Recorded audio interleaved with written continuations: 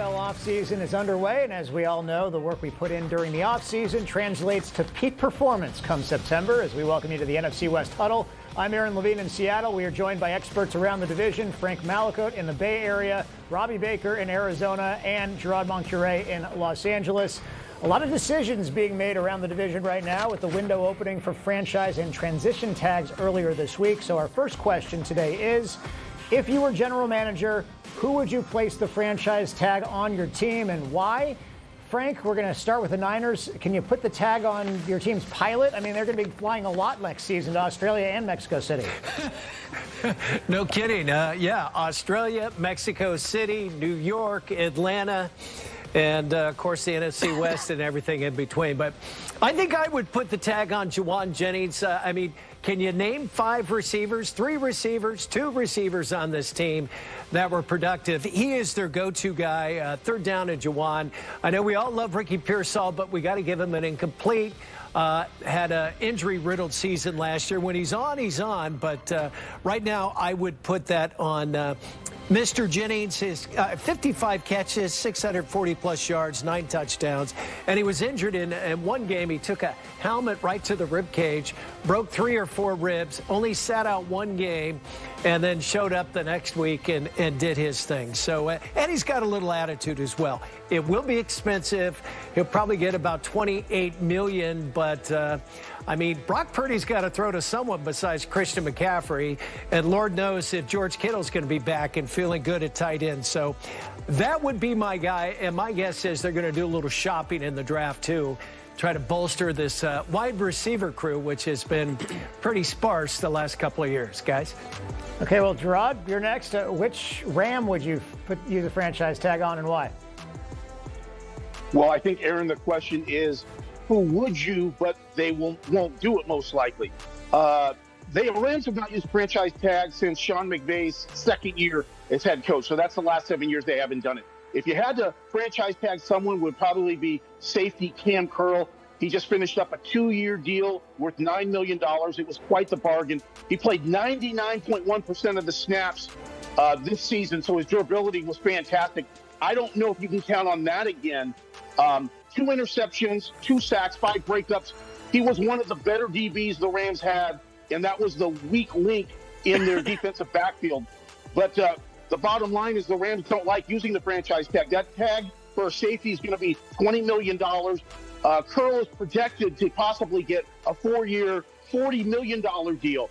So the only way he's going to be a Ram, the only way they would actually use that tag, Aaron, is if they're able to come down to some a much shorter number than 20 million.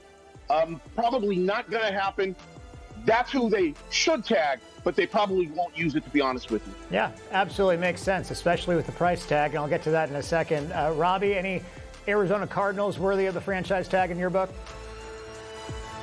It's funny because everything Gerard just said there is about the same in Arizona, because if you look at the unrestricted free agents coming up for Monty Ossenfort to make a decision on, Jalen Thompson, the safety tandem duo, if you will, with Budda Baker on the back end, Jalen Thompson is probably the most likely candidate, but for all the things you just heard in L.A. is probably the reason they wouldn't tag Jalen Thompson. He's projected on Spot Track to probably make about $9 to $10 million a year in free agency, and then as you heard, the franchise tag, he would make 20 if they were to tag him. The argument to do the tag would be that Jalen Thompson and Budda Baker has been the back end of this Cardinals defense for the better part of the last 4 or 5 years and have been one of the better safety duos in the National Football League. But when you look at this Cardinals roster, so many holes, so many areas they have to shore up and fix. I'm not sure giving $20 million to a safety, even though it would only be for 1 year, would be the most prudent piece of business Monty Ossenfort has done. Yeah, I agree. As for the Seahawks, I just think anyone who looks at the franchise tag values and even the transition tag values, they get sticker shock. I mean, close to $29 million a year for a receiver, $28 million for a linebacker or offensive lineman. The highest salaried players at these positions have skewed the top 5 average to unprecedented levels right now. So if I was going to use it on anyone, I would be cheap, and I would give it to the cheapest position outside of special teams, and that is running back. You lock in Ken Walker III for the upcoming season at $14.5 million. You take a little extra time to attempt to negotiate a long-term deal with him. And if it doesn't work out, then you trade him to get some value in return. And that's exactly what John Schneider did with the Seahawks with Frank Clark back in 2019. They franchised him. They traded him to the Chiefs later on. They got a first-round pick and a second-round pick in return. Listen, I understand the Seahawks likely will not use the tag on Ken Walker, and I understand why. I mean, they're probably unwilling to pay him more than $11 or $12 million per year, even though Zach Charbonnet is injured. If you use the tag on him, you probably set a precedent for more than $14 million per season. The problem is, I personally think that Walker right now has so much momentum from the playoffs and becoming Super Bowl MVP that he likely has more value on the open market, and another team is going to offer him significantly more money. The question is, how much of a home-down discount is Walker willing to take to stay in Seattle? I'm not convinced he's actually going to be a Seahawk next season. Okay, a great start to the show. We're going to take a quick break and come back with another offseason topic here on the NFC West Huddle.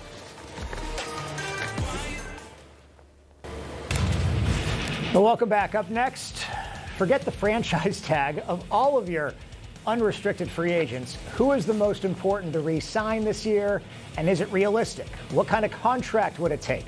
Robby, we're going to start with you in Arizona first. Now, in terms of realism for this is probably not so much on the team as it is on the player. But when you look at the free agents and pending free agents for the Arizona Cardinals, my eye goes to Calais Campbell. And fans may think, what? Calais Campbell, he just finished year 18 in the National Football League. Would he want to come back for year 19? What would that look like financially? Well, he made just over $5 million last year. He was arguably the best player on defense for the Arizona Cardinals, second on the team in tackles for loss, second in sacks. Could he do it again in year 19? I'm not so sure, but the team had a good plan to kind of manage him throughout the year. Of all the injuries this team sustained on defense, Calais Campbell, the ageless wonder, kind of rode through it all and was fairly unscathed throughout the season. The other reason that I think it would be nice if the Cardinals could bring him back in if Calais decides not to retire is there is just so much change, again, throughout this organization, so much newness. Calais Campbell, if he came back for year 19, him and Robby Baker on that defense, Mack Wilson, a couple stalwarts, a couple guys have been around the league for a long time, them kind of leading the way on the defensive side of things, shepherding in this kind of new era of Cardinals football that they're hoping to launch under Mike LaFleur. I think that would be big for this team moving forward if Calais Campbell ultimately decides to come back. Robby Baker trying to get the inside track on getting an invitation to Calais Campbell's 50th birthday party this upcoming season. How about we go to Frank quickly about the Niners? Who do they need to bring back on a long-term deal, and what's going to take to do so there? All right. Well, we all remember Jake Moody, and that was not such a great memory, and he flopped around with Chicago and Washington. I would give money to Eddie Pinheiro, their place kicker. The guy made a little over $1 million last year. He came in at, week 2 or 3, was Mr. Dependable, missed only 1 field goal out of 29, 34-38 on extra points. And you need someone that's automatic, and they have not had that for a bit. So that's what I would do. And then keep your eye on a couple of, well, they got 3 linemen, Buford, Batch, and Hennessy, too, and they can't afford to lose those guys. But I would give the money to Eddie because kickers are a dime a dozen, they say, until they miss. And Moody missed a lot, and that guy was awesome. Okay, I'm going to do mine, and then we'll come back to Gerard and check his audio in just a second. I think my initial instinct would say at least one of the 2 cornerbacks, Reek Woolen or Josh Jobe, because if you let both of them walk, you're down 2 starters who did a pretty good job this past season. So I would think Jobe might be the more realistic one because he won't command as much money on the open market. I'd love to see them lock in him before March 11th. But the top guy on my list is actually Rashid Shaheed. We know the damage he can do on special teams. We saw it firsthand, and he single-handedly changed games, including with that punt return touchdown against the Rams on Thursday Night Football. But we haven't even scraped the surface what he can do on the offensive side of the ball. He set the tone early on in the NFC Championship game against the Rams with that 51-yard catch. But give him a full offseason working with Sam Darnold in this offense. I think he could be a very consistent threat. I think the Seahawks can get him for a 3-year deal worth about $40 million, pay him $25 million guaranteed, lock him in for the next few years. He wants to be in Seattle. I think the Hawks want him here long-term as well. Quickly, Gerard, let's check your audio. Can we hear you? If not, we'll go to a quick break. I can hear you guys. Can you hear me okay? We can hear you. Go for it. Okay. For me, it's pretty simple. You know, Matthew Stafford announced he's coming back at age 38. He was able to get through this year without missing a game. He did not get hurt despite what was going on with his back in the preseason. I'm not so sure how lucky the Rams will be this year coming up, even with an offensive line that should be their strong suit, an experienced offensive line to protect him again. So I think the guy that you've got to make sure that you re-sign is Jimmy Garoppolo. You have to have a backup. Should Matthew Stafford at age 38 get hurt? The Rams have gotten burned by this in previous years by not having a quality backup. They lost games that they should not have lost and ended up missing the playoffs one year because of that. So to me, you know, you can get Jimmy G for, I believe it was a little over $1 million a year. The Rams have roughly $46 million in cap space. So it's pretty simple. You know, you've got to be able to win games with a backup quarterback should you need to go that route. So it's got to be Jimmy G. You got to re-sign Jimmy G. Yeah, really good point. And it's amazing, though, that we went this entire season without any injury information or injury problems with Matthew Stafford after it was such a big story last offseason. We're going to take another quick break, and we'll come back with another topic here on the NFC West Huddle.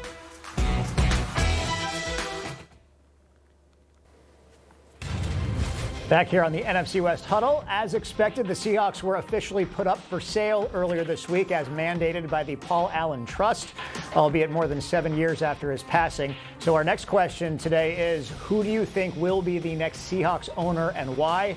I want to get everyone else's opinion on this first. So, Gerard, we'll start with you. What is the thought in Los Angeles? Well, to me, it's obvious. I don't know if it's going to happen, but it's obvious. You got to go to former Microsoft executive Steve Ballmer, the owner of the Clippers. He and Paul Allen had a stormy relationship early in that tenure with Microsoft, but they later became pretty good friends once Allen was sick. And Ballmer even credits Allen with mentoring him and leading him towards sports ownership, which, you know, made him decide to buy the Clippers. And what he's done with the Clippers in this land of Los Angeles Lakers, which is an impossible market for another basketball team to be in, he has made the Clippers not only marketable, but also a landing spot for NBA players. I mean, what he has done with the way that he runs the franchise, treats the team, and then built Intuit Dome, the state-of-the-art arena in the NBA, is absolutely mind-boggling. I mean, if you're a Clipper player, you can live in Manhattan Beach, Redondo, drive 15 minutes, practice at Intuit Dome, play your games at Intuit Dome, state-of-the-art facility. He's the 13th richest man reportedly in the world at roughly $145 billion. Why not Steve Ballmer? It makes perfect sense. The Seahawks would be in great hands. Okay, we got one vote for Steve Ballmer. Robbie, you're next. Who do you think the Seahawks should be having as their next owner and why? Yeah, I always think it's funny when these conversations come up when we're talking about, what did you say, Gerard, $120 billion or something, and the Seahawks are reportedly, the sale price could be anywhere between $8 to $11 billion. Like, that's just fun coupons at that point, right? Like, I can't even imagine what it would be like to have a B in front of anything in my bank account. But it's kind of hard to go anywhere, you let your mind go anywhere else other than Steve Ballmer, especially when you're talking about those sums of money. I think if you're a Seahawks fan, you really have to hope whoever comes in doesn't change a whole lot, right? You want somebody to come in, even if it was a Steve Ballmer type, that would understand the culture, understand what has been built there and has been successful there, because the last thing you want is an owner to come in and have the proverbial new owner syndrome and try to put their fingerprints on things and change things. Not that I'm sure there are things that could be improved and changed up there in Seattle, but obviously something is working there. You guys just won the Super Bowl, so hopefully for Seattle fans' sake, whoever does come in understands the culture, understands everything up there that has made that franchise so successful over the years. Yeah, I wholeheartedly agree with that assessment, Robbie. To Frank, who should be the Seahawks' next owner?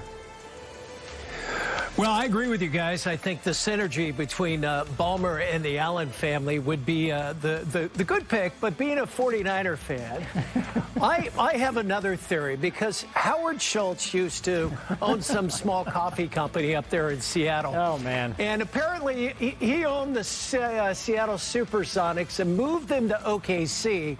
So here's my theory. He buys the Seahawks, moves them to Oklahoma, and the NFC West gets rid of a team, and we can finally win a division here.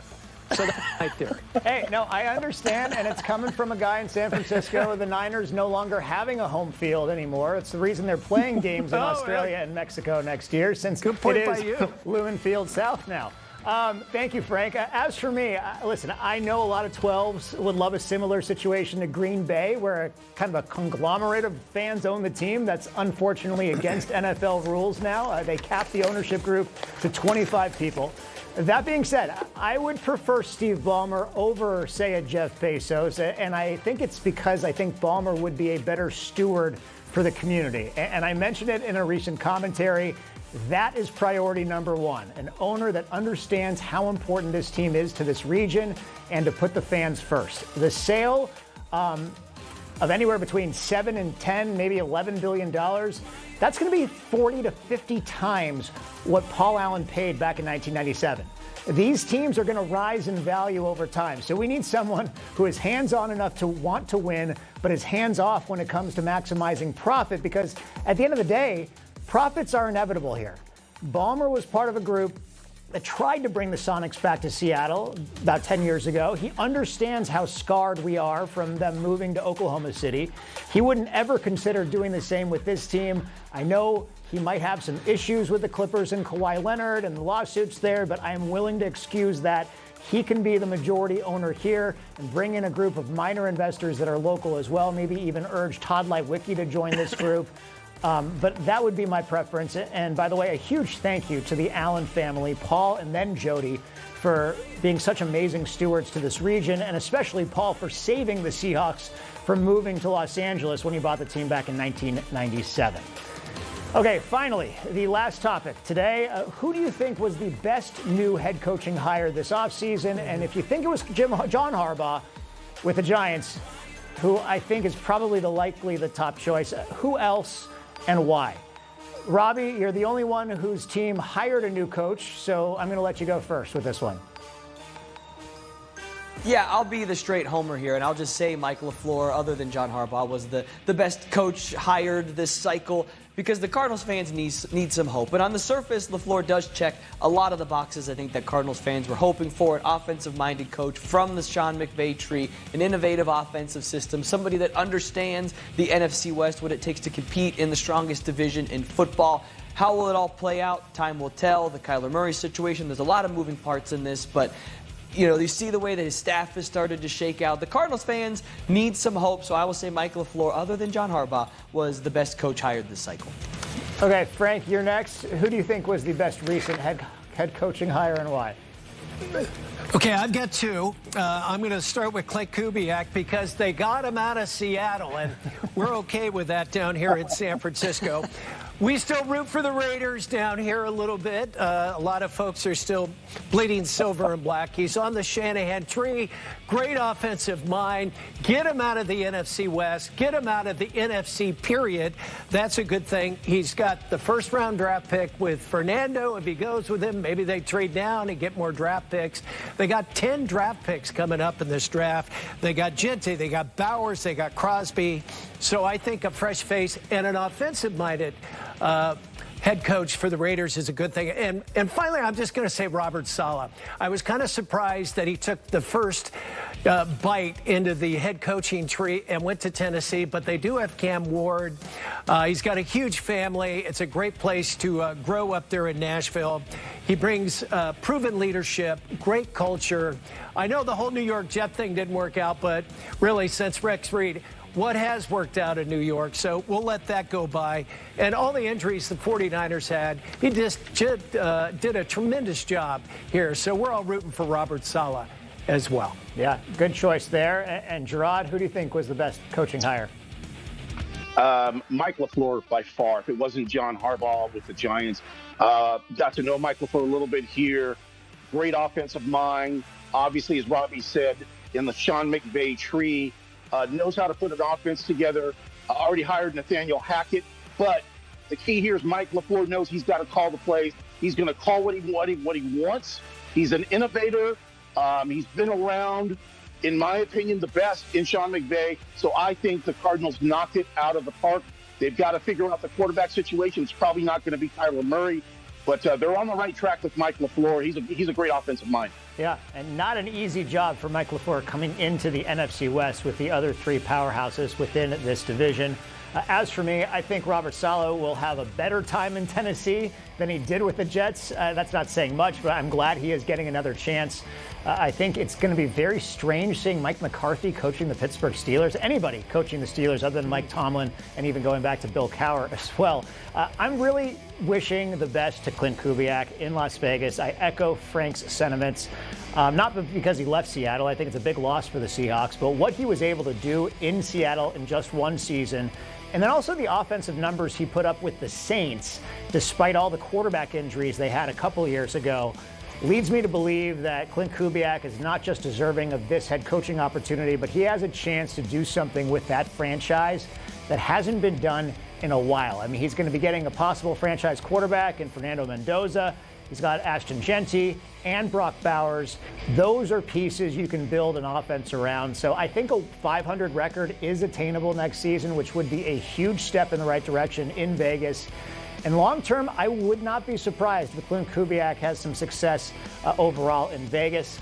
I do have a question, though, for Frank before we go today. The Seahawks winning the Lombardi Trophy at Levi's Stadium, and not only winning it, but then also celebrating in the 49ers locker room because that was the NFC locker room.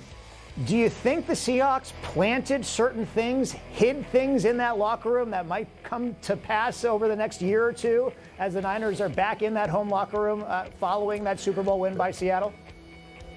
Well, I think they were there in Week 18 and had a monster win to get that #1 seed. And didn't they have a couple of cigars that they kind of tucked away in some cubby holes there? Yeah, and, that was in the visitors' locker room, so don't know whether it's going to be... Oh, that was a visitor. Oh, that's true.